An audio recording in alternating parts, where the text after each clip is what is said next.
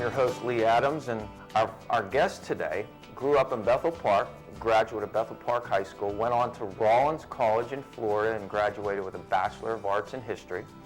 Then he went on to Duquesne University Law School. Worked for a law firm, Babston Cowan, served 3 years in the Pennsylvania House of Representatives, and recently was elected to the Pennsylvania Senate of the 37th District, which includes much of the South Hills, the airport area, and the Sewickley area. Currently, he resides in Mount Lebanon with his wife and 3 kids. I'd like to welcome Senator Matt Smith. Senator, it's great to have you. Great to be with you, Lee. So you grew up in Bethel Park, and now you live in Mount Lebanon. What's the discernible differences about living in those two places? Well, first, thanks for having me on. I really appreciate the opportunity. And as you said, grew up in Bethel Park, now live in Mount Lebanon. And, I sort of look at it like there are many more similarities than differences. And I've seen it sort of from both ends. Growing up in Bethel, went to Bethel Park High School, graduated from Bethel in 1991, and then went to school in Florida, came back up here to go to law school. And when my wife and I were looking around, we really wanted to live in the South Hills. Growing up in the South Hills, it's sort of the old Pittsburgh story that if you grow up in the South Hills, you're sort of attached to the South Hills, and that's where you want to raise your family. So we were looking around, and we happened to find, a great house in Mount Lebanon. Recognized it's a wonderful school district to raise our kids, progressing forward, and that's really what brought us to Mount Lebanon. So, I see a lot of similarities. Great school system, great school districts, great communities. A lot of ties between Mount Lebanon and Bethel Park. It's funny, I know a lot of people I went to high school with at Bethel who now live in Mount Lebanon. I actually know a fair amount of people who I played basketball or baseball against who grew up in Mount Lebanon who now live in Bethel. So, there are a lot of ties that I think bind those two communities, and certainly, great rivals in the high school sports setting, as you know, and as I experienced playing baseball and basketball at Bethel, and having a lot of those rivals with my friends from Mount Lebanon. So do you have more orange and black or blue and gold in your wardrobe? I think at this point I probably have an equal number of both. It's interesting. I have a lot of great friends who are still involved with the Bethel Baseball Association, which I was a part of for most of my childhood, and Bethel Park Junior Football and all of those programs. So I support those efforts as much as possible. And then now, representing in my state house district, as I did both Bethel Park and Mount Lebanon, I have a fair amount of Mount Lebanon football, Mount Lebanon baseball. So, it's always nice whenever I go to one of the events to try and support the organizations and support the teams. Well, as a senator, are you still allowed to root for Bethel Park? I am allowed. Bethel Park is still my district, so I'm still allowed to root for Bethel. And certainly, growing up there, I have strong personal attachments to as I said, the BBA, the Bethel Baseball Association, to the football program. Our old high school doesn't exist anymore. As far as the campus setting, but it was a wonderful place to grow up. Great community. We lived very close to McMillan Elementary School, so I literally, walked across the trolley tracks in my backyard to go to elementary school for those years, and lived very close to Independence Middle School and the high school too. So, where we were located, everything was sort of right there for us. And growing up, I remember playing wiffle ball, every day for about 3 summers. We lived on Spartan Drive on a cul-de-sac, and remember playing wiffle ball every day for 3 years over the summers with my friend Chris Buzzy. And it was just a wonderful place to grow up, and it was one of those, as you know, one of those neighborhoods and communities where you could just go outside, when it was light, stay out until the sun went down, come in for dinner, and it really was a fantastic place to grow up. I loved it. Yeah. Now, the new high school, I was just in the gymnasium, and that's something special. It is. It's a lot different than our high school gymnasium, where we played. And big difference. Yes, and I was fortunate enough at Bethel to play on our Whippeal champion team in 1989 for Red Ryan. And then, had some really good teams in 90 and my senior year in 91 as well.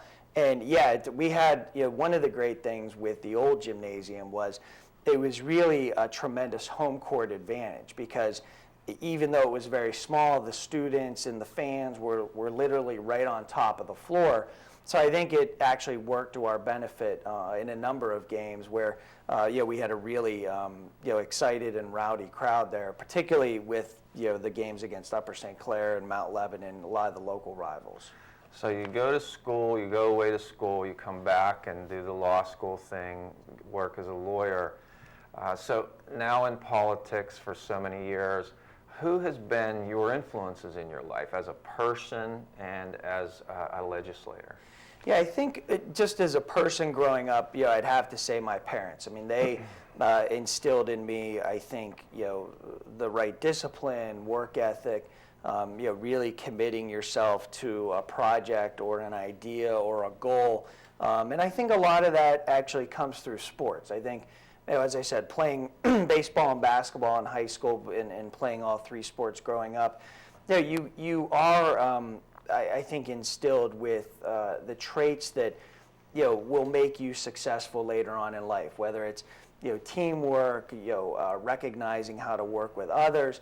I think one of the great things that athletics teaches young individuals is the right way to lose, if you will, and the idea that losing isn't it's not what you want to happen, but you have to learn from it, you have to accept it, you have to move forward.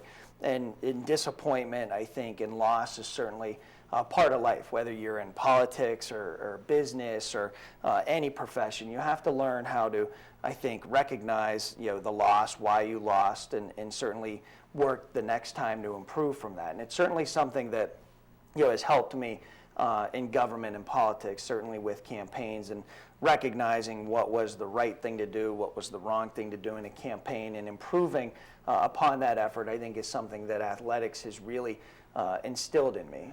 Well, I agree, Matt. That's why I'm so heavily involved with youth sports. I feel like it gave me a lot growing up. It taught me a lot of great life lessons that I use to this day, and I want to give that back to the young people. And I think that's one of the nice things about the South Hills and all the areas that you represent, St. Clair, Bethel, Mount Lebanon, et cetera, is wonderful youth sports opportunities, and it's great families. And I think these kids are really not realizing how many great life lessons they're learning on top of these little games that they play. Yeah, and I think that's an interesting point. It's almost like, growing up, you don't recognize it as it's happening. And I think particularly with high school, I was fortunate enough, talking about mentors, I was fortunate enough to have wonderful high school athletic coaches. I had Red Ryan as my basketball coach in Bethel, for instance. And, Red really taught us, discipline. He was not,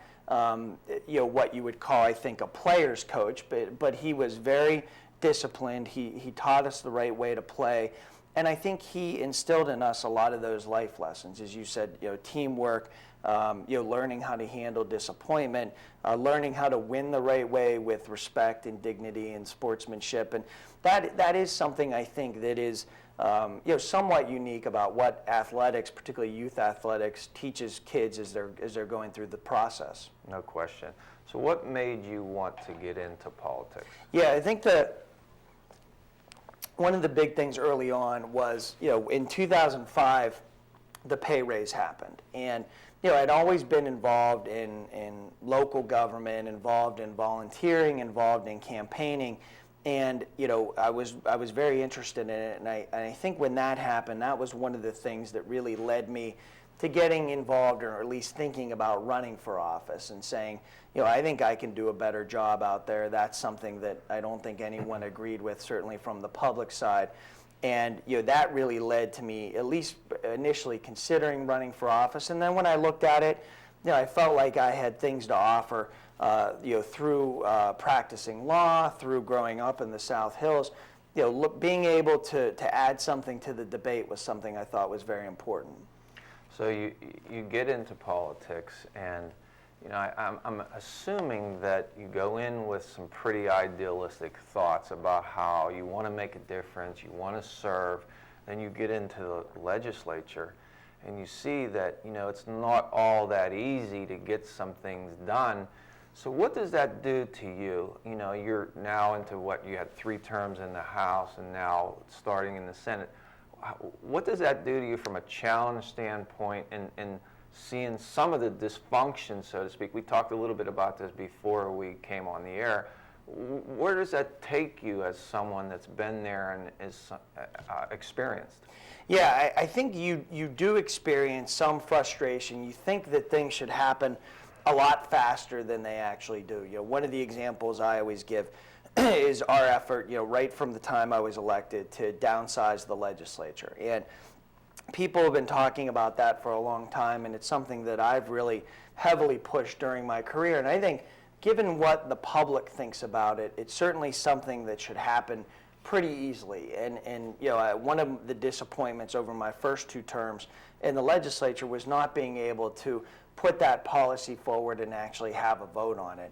We were fortunate enough during my 3rd term to actually have a vote on it in the State House, and it passed overwhelmingly. But that's a good example of something that I think the public agrees with. I think most legislators, if they had the opportunity to vote on it, as they did in the State House a few months ago, would vote for it. But it does get a little frustrating sometimes when things like that should happen very quickly, but they don't, because of the inertia, because of the I think power that leadership has in the state legislature. I think disproportionate relative to other members. I think that's one of the problems you run into. But I still have a very idealistic view of I think politics, and the idea that this can be something that is a very noble profession and really should be. The public entrusts a great deal of responsibility in elected officials, and I think that's one of the problems you've seen over the last few years, where there's abuses of taxpayer dollars, for instance, or where there's other issues that come up. I think what it does is it paints the entire government, if you will, with a broad brush, and I think that's very unfortunate, because I think one of the things that I've always tried to do is really go out into the communities and let people know where I stand on particular issues, as well as letting them know that I'm accessible, and I want to hear from the public, whether it's at the Giant Eagle or whether it's at a town hall meeting that we organize. I think it's important for us to hear directly from the public on all of these issues. Now, you speak of the pay raise, and I do remember the big public uproar over that. I think that the public is really concerned about the costs and how much does it cost. Now, if you can lower costs and keep the size of the legislature, I don't think the public cares that much. Other than they want to just see the cost of their government be reduced. And do you think that would follow with a reduction in the size of the legislature? Yeah, I do. I think there are 2 big things we can do initially. Number one, I think downsizing the legislature would save significant money. And really, I think there are 2 reasons to downsize the legislature. Number one is the cost difference. It would cost much less. You'd save about $20 million, I think, up front, and then ongoing you'd save about $5 million a year in operating costs. I also think the legislature would operate much more efficiently if it was a smaller legislative body. You'd have, I think, a greater ability to move legislation forward, to bring Republicans and Democrats together to actually progress things forward and solve problems. And I think that's one of the issues, as we were talking before coming on air, that one of the problems people see with both state government and federal government is the idea that Republicans are in one camp and Democrats are in the other camp, and no one talks to each other and no one talks about solving the problems instead of just sort of scoring political points. And I think that's what frustrates people. So I think downsizing the legislature, you would be able to operate and I think a much more efficient manner. And that's one of the big differences I've seen actually from serving in the State House to now serving over the last couple months in the State Senate, where the State House, there's 203 members, in the State Senate there's only 50. And I think by having a smaller body in the State Senate, I've already seen that you can actually have engage in conversations with members of the other side of the aisle about solving problems rather than just scoring those cheap political points on a day in and day out basis. So in the House, there's not a lot of discussion across the aisles? Yeah, I think there's less, certainly, well, from what I've seen, than in the State Senate. And I think that's one of the real fundamental problems, that I think in the State House you tend to have more of the edges of the parties, more of the extreme ends of the parties, I think, driving the debate and getting the attention and putting out ideas that really don't go to solving the problems that we have here in the Commonwealth. And I think that on the State Senate side, you have I think much more of an ability to get those things to the front of the line rather than just dealing with sort of partisan politics. So I'm very hopeful over the next 4 years in the State Senate, we're going to confront a lot of the issues that we face here in Pennsylvania. So hearing that, as I would think the public would think, well, you're not talking to each other very much in the House. So how do things get done, or do they just not get done? Yeah, I think a little of both. I think when they get done, they tend to be one side driving the debate. And I think that's one of the issues. You sort of run into I'll give you an example. In the State House, an idea emanated that where they wanted to change the Electoral College distribution. And that was really sort of an extreme idea, really upsetting the balance, if you will, in the way that we select presidents. And that's one of those ideas that really, in my opinion, doesn't go to solving any problems that Pennsylvanians or residents of the South Hills face on a day in and day out basis. And I think that gets thrown out there, and what it does is, it crowds out other issues. It crowds out dealing with education investment. It crowds out dealing with solving some of these other problems. And that really, at the end of the day, is what happens frequently, I think, both in the State House and in Washington, D.C., where a lot of issues are talked about, but they really don't go to the heart of what people are concerned about: property taxes, education in the state, those issues that we really need to find solutions for. Now, the other thing we talked about earlier was, in the House, you have 2-year terms. In the Senate, you have 4-year terms. So the hamster wheel of running every 2 years has to hurt your ability to bring good legislation and for the people, I would think. Yeah, I think what it does is it sort of leads to what I would call paralysis of everyone's afraid to not rock the boat. Downsizing the legislature is a good example. I mean, that's sort of an issue that would really change the dynamic in a lot of ways.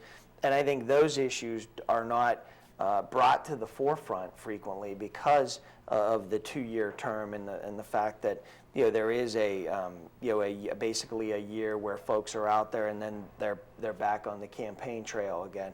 And that's one of the reasons, I think, as we were talking about earlier, that I think the State Senate allows for a really engaged dialogue, a really engaged debate. It's one of the differences. I talked to both while he was in office and then afterwards, Senator Pippy, my predecessor in this position. He was also a State House member who moved over to the State Senate, and that was one of the things that he brought to my attention as a possible difference between the House and the Senate. That the Senate, you really are able to look at issues. You're really able to develop relationships among members from the other side of the aisle to try and tackle some of these problems. And as we were talking about earlier, I think one of the things that people are frustrated by is that I think the general public recognizes that when Republicans and Democrats get together and produce something as a consensus-based policy or a compromise, yeah, I think people recognize that whether they're Democrats or Republicans, they're not going to like 100% of what's in that policy. But I think what frequently happens is elected officials don't give the public enough credit. That the public recognizes we're not going to like 100% of what's in there, but we're probably going to like 75% if it's a compromise, and that moves the ball forward on a lot of these issues. And I think that one of the things that is a problem in D.C. and in Harrisburg is that that polarization, I think, exists, and also leads to that paralysis I talked about, where the ball isn't moved forward, and the public, I think, justifiably so, becomes very frustrated with that inertia and that paralysis and getting things done. Do you think that some of the good government ideas, and in doing some research, I know that you've been involved in some government reform, and I've always been a big advocate of that. I think that you have your polarization extremes, but I think the majority of Americans in the middle would like to see good government reform, and I understand that you did some work in that area outside of just reducing the size of the legislature. Can you talk about that? Yeah, back when I was elected, as I mentioned, coming in after the pay raise, our freshman class in the State House, which was very sizable, about 52 new members came in after the pay raise, almost an equal number of members from both parties. We all got together and said, look, the pay raise happened, that's in the past, but how do we move forward with a more open legislature? And there were a couple ideas that we proposed that eventually became part of the House rules and became law, one of which was a change in the state's open records law. Prior to 2007, Pennsylvania had sort of the ignominious distinction of being in the bottom five in terms of public access to documents. It was very difficult for the public to go in and get any public documents, whether it was a planning commission document at a local borough or municipality, or whether it was a meeting minutes from a state government committee meeting.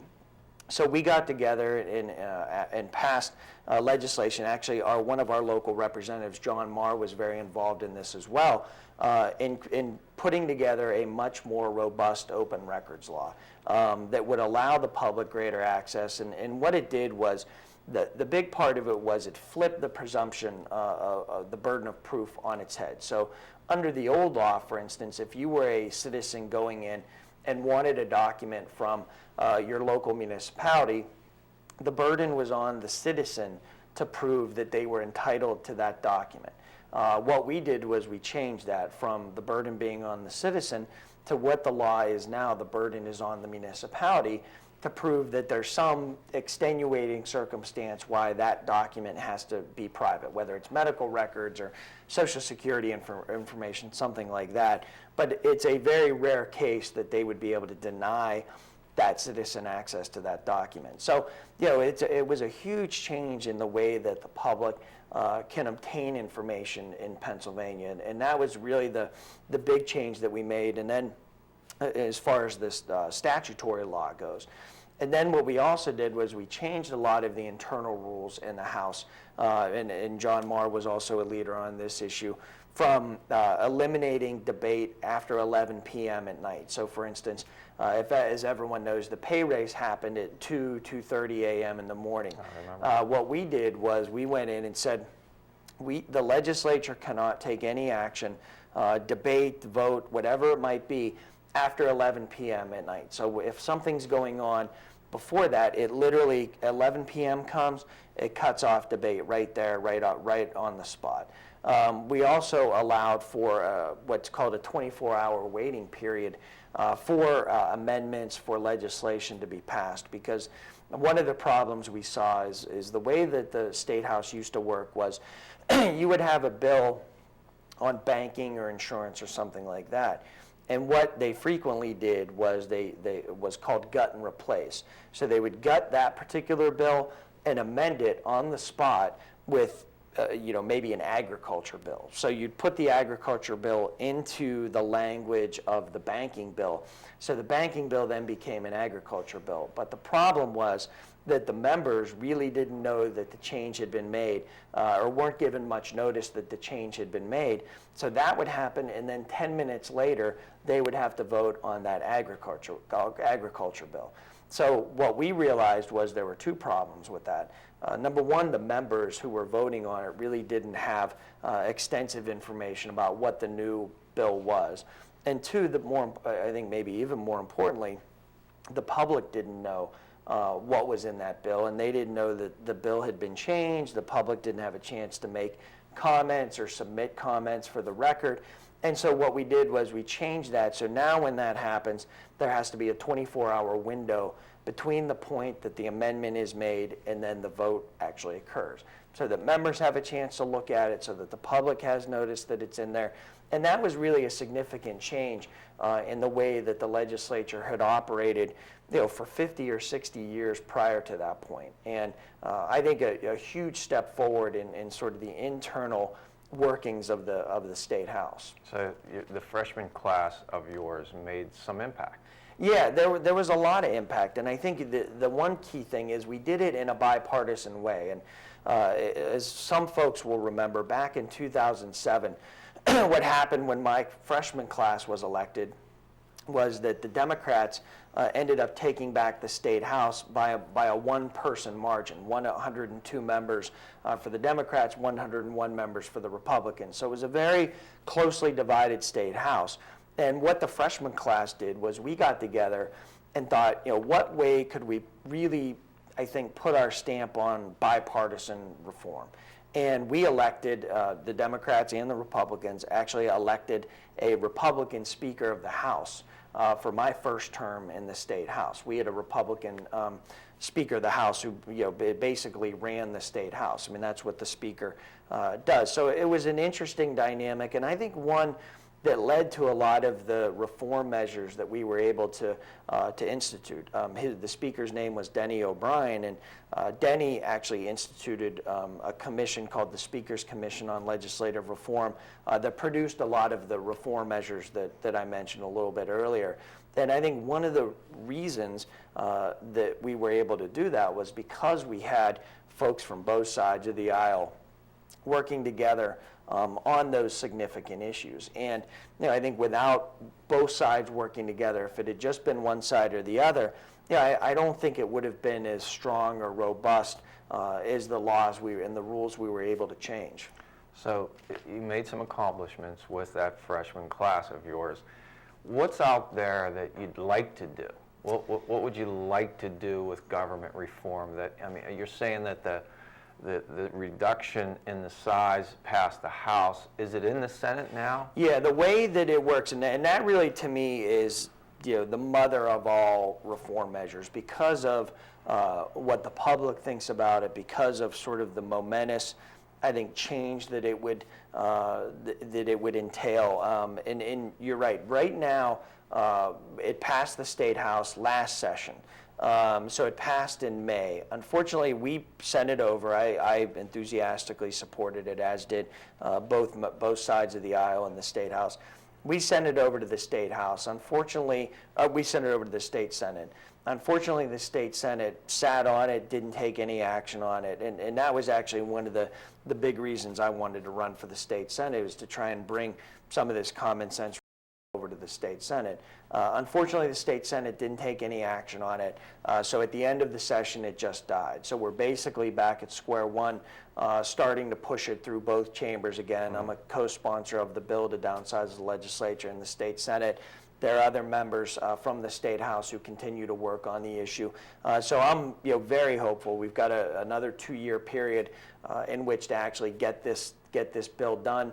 I'm hopeful that wherever it starts from, whether it's the State Senate or the State House, that once it's passed over to the other chamber will take swift action on it. Because, again, I think it's one of those things that, when you talk to people, and I do, when the State House did a lot of town hall meetings, did a lot of door knocking, both on the campaign side as well as the legislative side.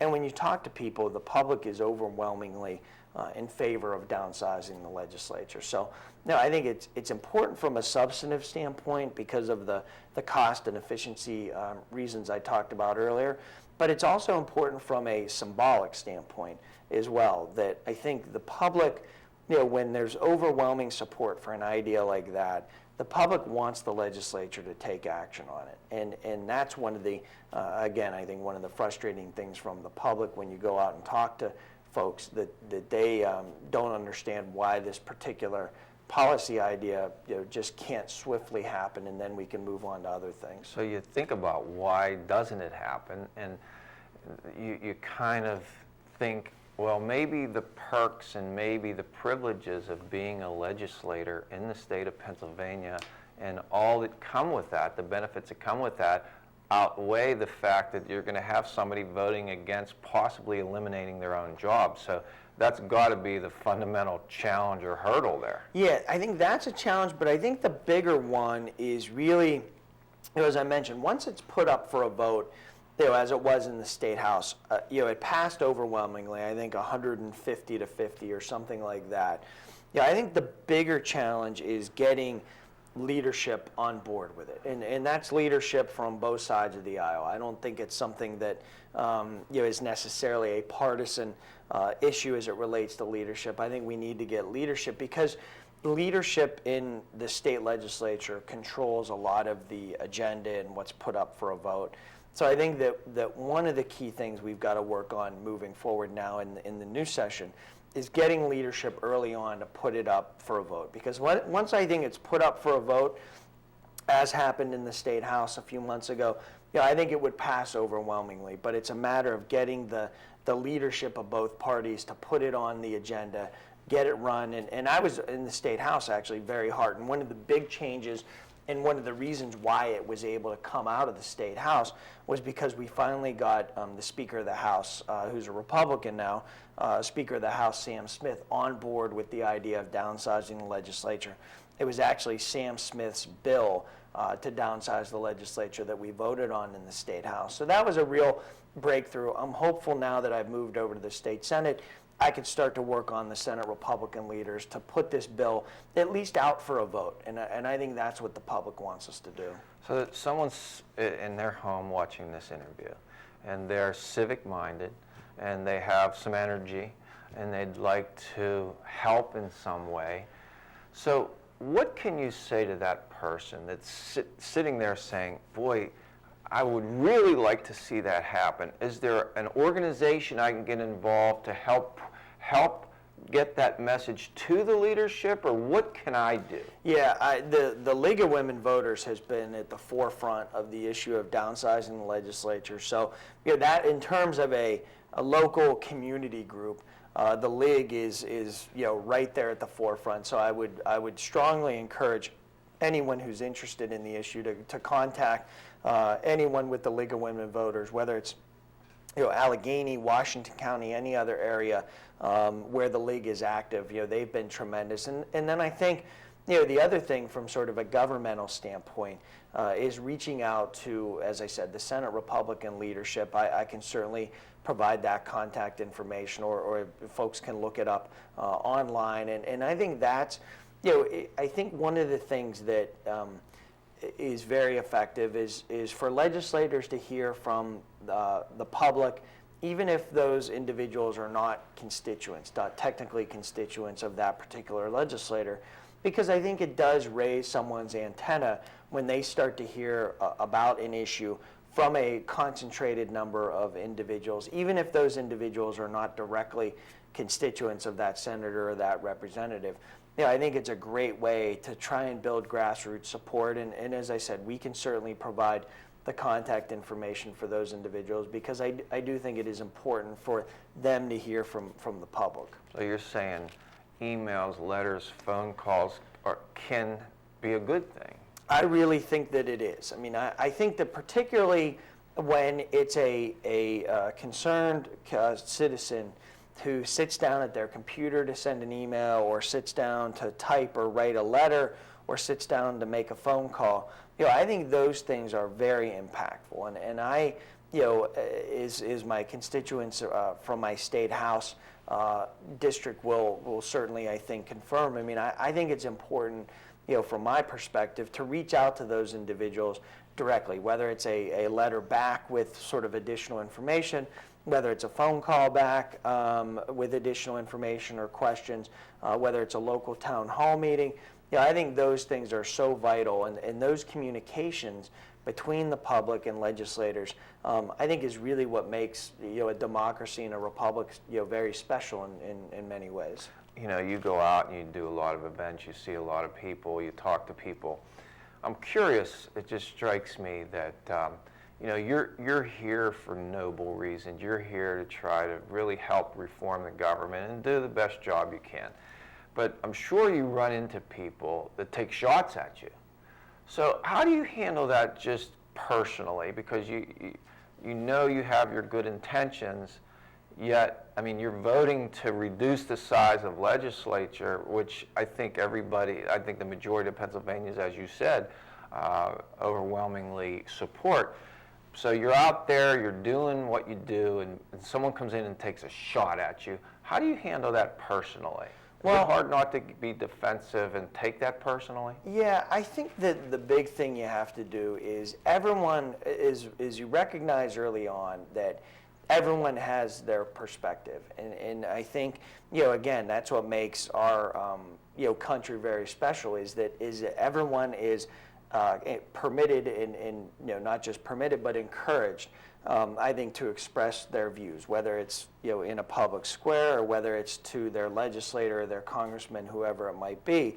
And so I think that's the first recognition you need to have, that when people take the time to either call us or email me or write a letter or stop me at the football game or the grocery store to express a viewpoint, that whether it's a supporter who says, keep doing what you're doing, or whether it's someone who says, I disagree with that you did this or that, or why do you think this? I think you've got to respect everyone's views and certainly take them to heart. And what I try to do is, engage that individual in a respectful and courteous dialogue about, why I might have voted this way or about why I've taken this position. And what I find is that when you certainly are open to hearing their viewpoint, even if you disagree with it or even if they disagree with me, I think that people appreciate that, and they appreciate the accessibility of being able to express their views to one of their elected officials, in a very personal setting, whether it's face-to-face or whether it's on the phone.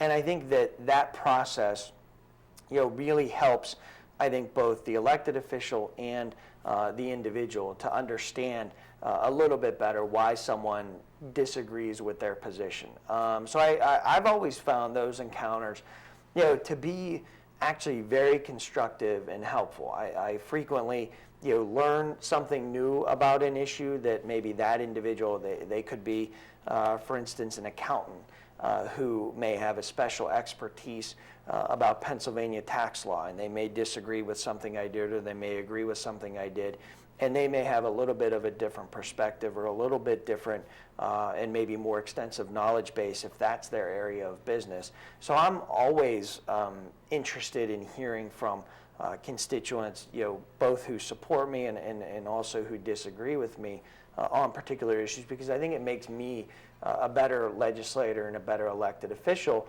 to not only hear from the folks who are your supporters. I mean, that's always great and always very encouraging, but it probably wouldn't be the most constructive thing if all an elected official did was hear from the people who support him or her. I think there's a tremendous value in hearing from those individuals who say, you did this wrong, or I disagree with what you did here, because I do think you learn something and you're able to take a lot away from those experiences. So you don't take it personal? No, I don't take it personally. I mean, and actually over the 6 years in the House and the couple months in the Senate, I don't think I've had any instances actually where it really got into a personal thing. 99.999% of the time, it's an honest policy disagreement And it's one of the really unique things about this particular district. I mean, the country as a whole, as well as this particular district, is a district with a lot of different viewpoints and a lot of different philosophies about government and taxes and things like that. And that's what I think makes our area so special, that you do have so many different viewpoints and so many different perspectives on how to handle different issues, and that's what I think is very very special about the 37th Senate District. Redistricting, Matt, how does it happen, and can it be more fair? Yeah, it happens in a way, number one, yes, it can be much more fair and much more equitable and much more open. The way it works is that basically the 4 legislative leaders get together and appoint a 5th member, and those individuals, whoever happens to be in the majority at the time, and in the time that the last redistricting was done, the Republicans had the House and the Senate and the governor's mansion. And the problem with the way we do redistricting right now is that whoever is in control of the legislature really drives redistricting. And it's a bipartisan problem. When the Democrats were in control, they did it. When the Republicans were in control, they did it. And it really doesn't lead to an equitable system. It leads to districts that are drawn in such a way to benefit whatever party has control at that particular time. And not only that, but the process by which the maps are drawn is also very problematic. It's done behind closed doors, very little access by the public to what's been going on. You can get access to the documents because of the open records law after the fact, but the ongoing debate is really not something that the public in many ways is a part of. And I think that's one of the reasons, as you know, the Supreme Court rejected the initial map that was passed this year, or last year, because they viewed it as an overly partisan map, and it was very unfortunate that happened. I think there is a much better way to do it. I'm actually a co-sponsor of a bill that would create a bipartisan, actually a nonpartisan commission to do the redistricting, and really look at nothing more than the distribution of the population, which is what the founders originally had as their intent for redistricting. They wanted to, every 10 years, do the census and then recognize where population changes occurred, where there might be a need for less representation, where there might be a need for more representation. All of those things were part of the original idea. And unfortunately, what it's become is the party in control who has the levers of power just gerrymanders the districts in a way that benefits that party.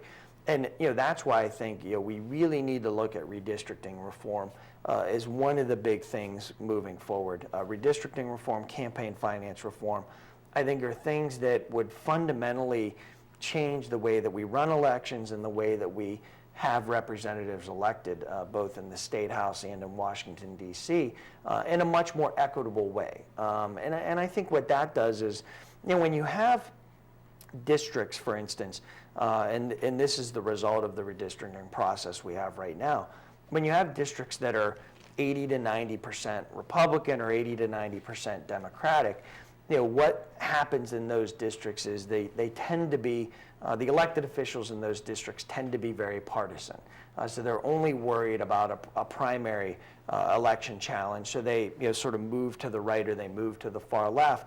And I think when you have districts, and this would happen if we had redistricting reform, when you had if you had districts like ours, for instance, which is pretty close to a 50-50 split, I think that in and of itself encourages representatives and senators to work across the aisle, work with Democrats if they're a Republican, work with Republicans if they're a Democrat, and try to find solutions rather than just scoring the political points we talked about earlier if those districts are 80 to 90% of one party. And that's one of the real fundamental changes I think we need to make in order to make our elections better, to make the process work better once those elections are done.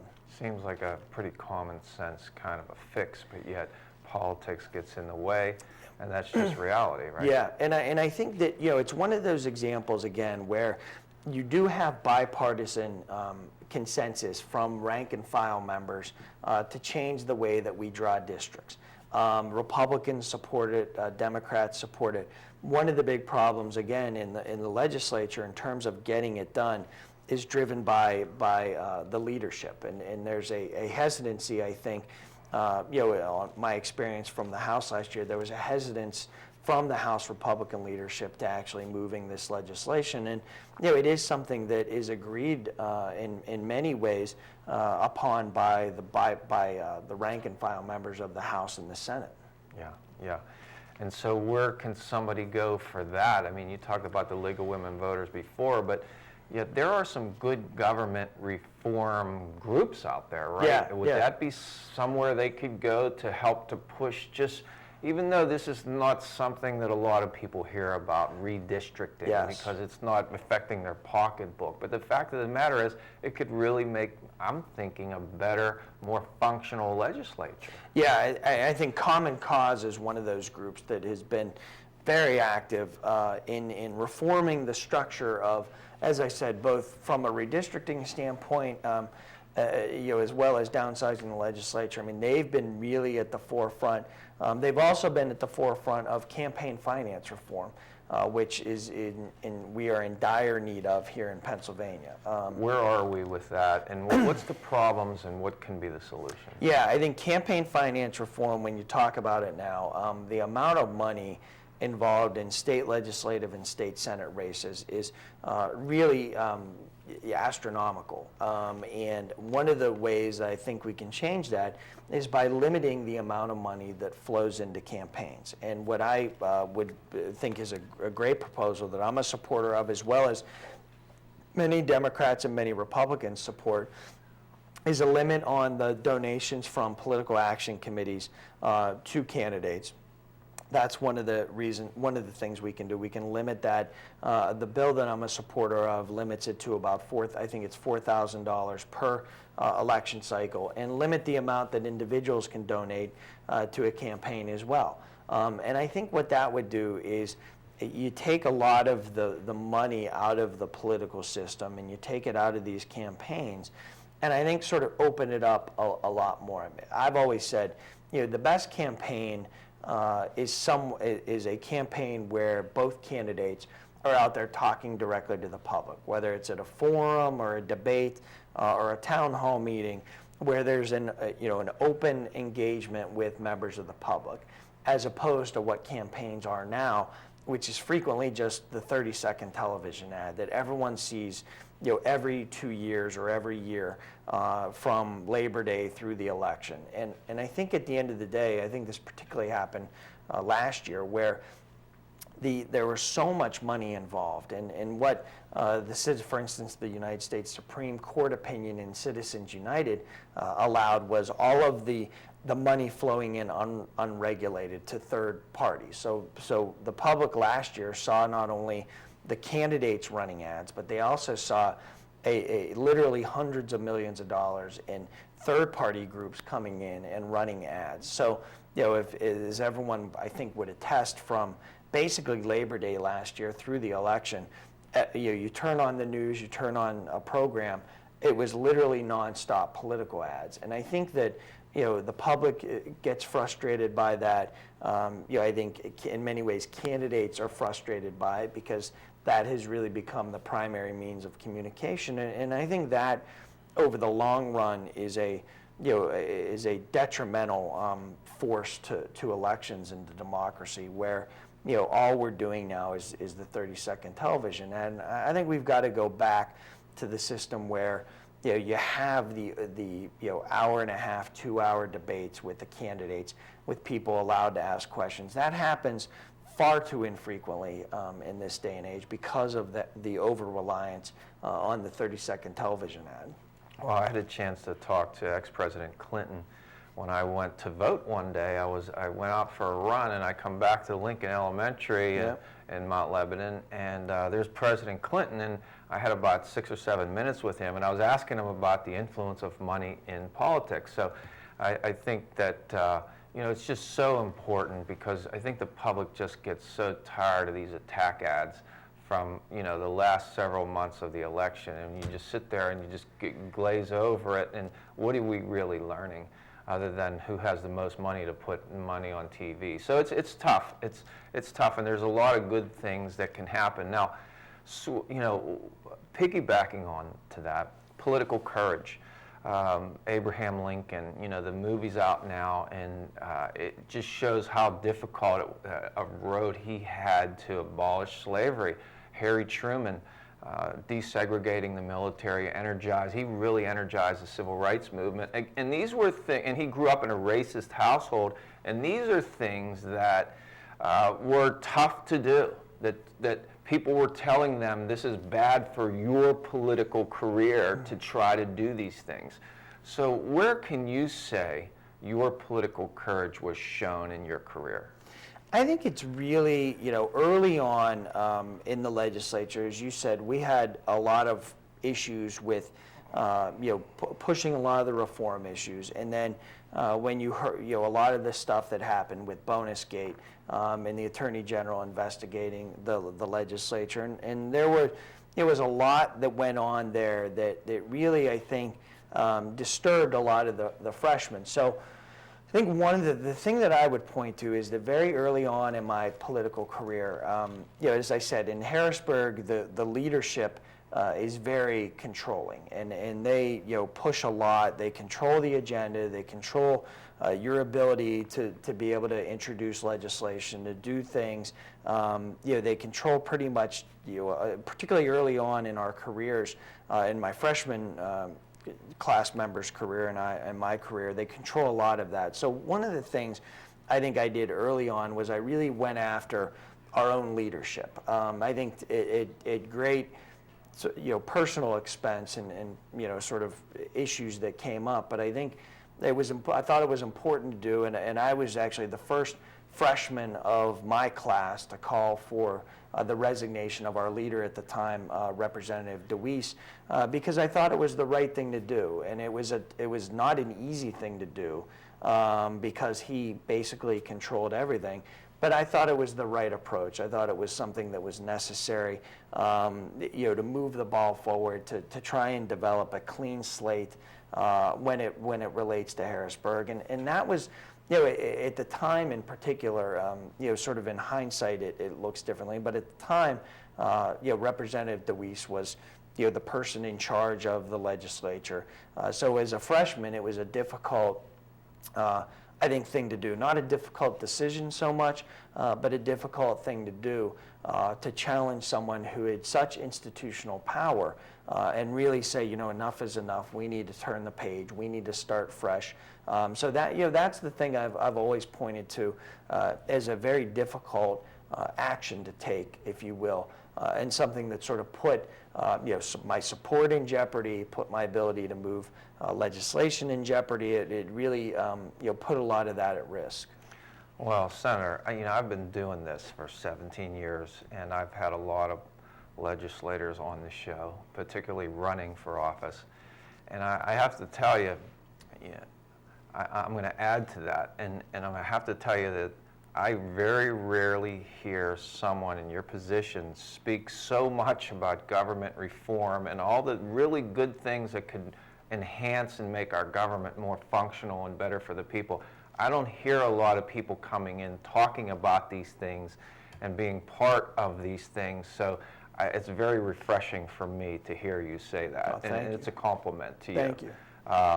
Now, switching gears, Penn State University. Penn State University, one of the, Pennsylvania has some really, really fine universities. We all can agree with that. Penn State being one of them, in the middle of the state. It's taken some hits, with we all know what it is, and this was a few people that did some things that just were bad for kids and protecting kids.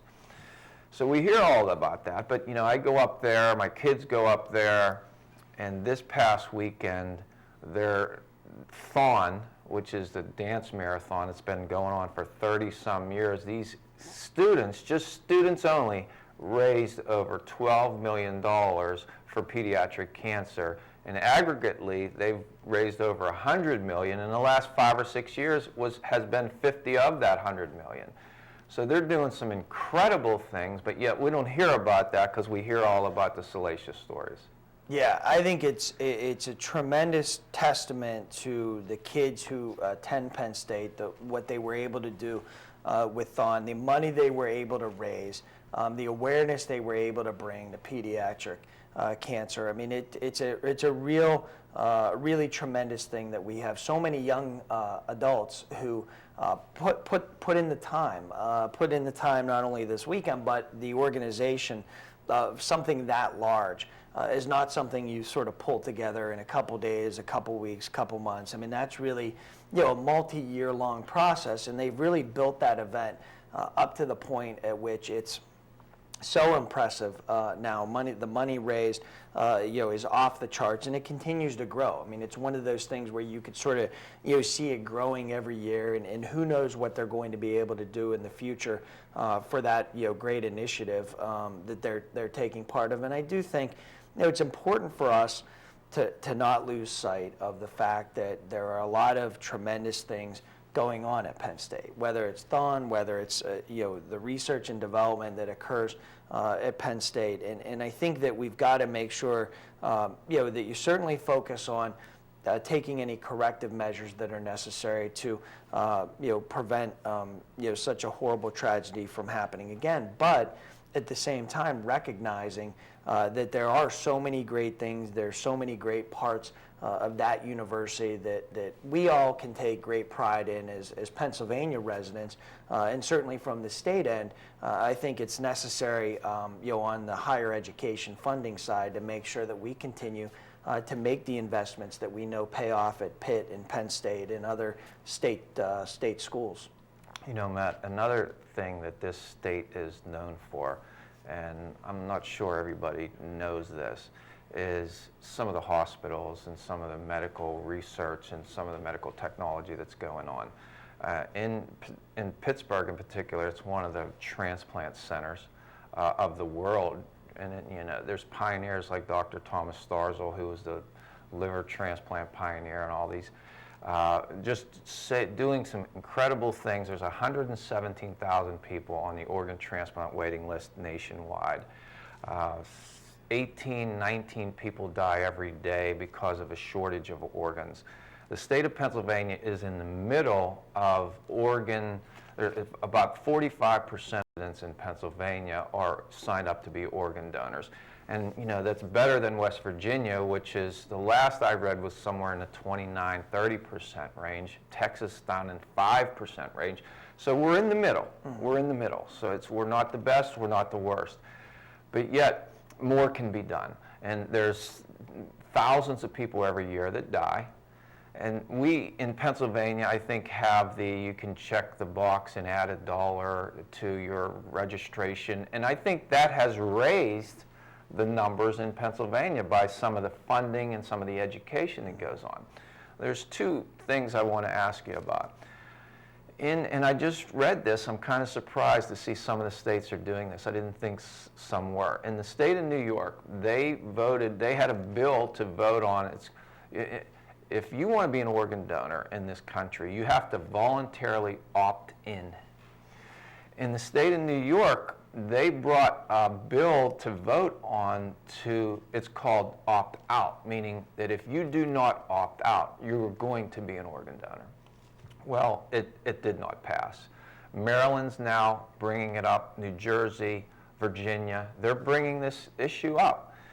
Do you think the state of Pennsylvania would be open to something like this? Sure, I think it's certainly something that we need to examine. I think that, given where we are, particularly in Western Pennsylvania, but even in the Southeast as well, with some of the leading institutions from an organ transplant standpoint.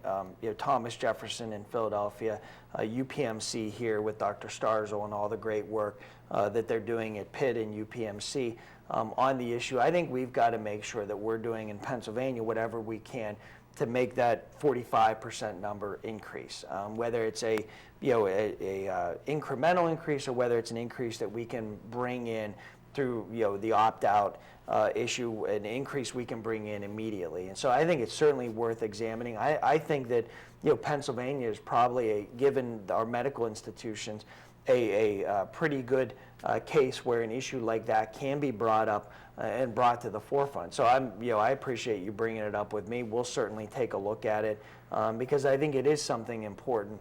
Obviously, not only from a health standpoint, a vital issue, from an economic development standpoint, when you talk about the research institutions that we have here in the Commonwealth, I think it's a tremendously important issue. The other one other thing I want to mention about this, the other idea that I think might be tenable, short of the opt-out, is to add one question to the driver's license procedure. When you go into the driver's centers now, they ask you a question, do you want to be an organ donor, yes or no? And just that fact alone raised the rates of organ donors. And then the education from that dollar fund, that helped also. But I think another thing that could help, and I'm curious as to your thoughts, is right before you ask the question, do you want to be an organ donor, yes or no? The question can be posed, in the event you needed a life-saving transplant, would you accept it? And the reason I think that question's important is because I think when you really examine this issue, and most people are going to take the transplant, the heart transplant, the liver, or the kidney, in the event that their life is in jeopardy or their family's life's in jeopardy. Most of us, I'd say high 90% are going to take that. Yet we have 45% that are actually signing up to be a donor. So do you think, short of opt-out, that might be something that could be talked about, adding that question? Sure. I think that we need to put all options on the table to increase awareness, to, as I said, increase that 45% number. I think a question like that on the driver's license exam or on the driver's license application is certainly something we should take a look at, throwing in the opt-out question as well, and certainly do whatever we can to increase awareness and increase that percentage of donors. Well, Matt, this hour just flew by, and I want to thank you for coming in and sharing some of your views and having our people get a chance to see what you're doing out there and learn more about you, as opposed to these 30-second ads right before the elections. They have a chance to come in and really listen to what you're doing and the types of things that you represent. So thank you so much for coming in. Thank you very much. I appreciate it. I really appreciate you coming in. Thank you. And I hope you enjoyed learning about some of the issues we talked about and learning more about Senator Matt Smith. We will put on our telecast where you can contact his offices all throughout the region. I also want to thank you for watching. Please join us for another edition of The Lee Adams Show. Best wishes to you.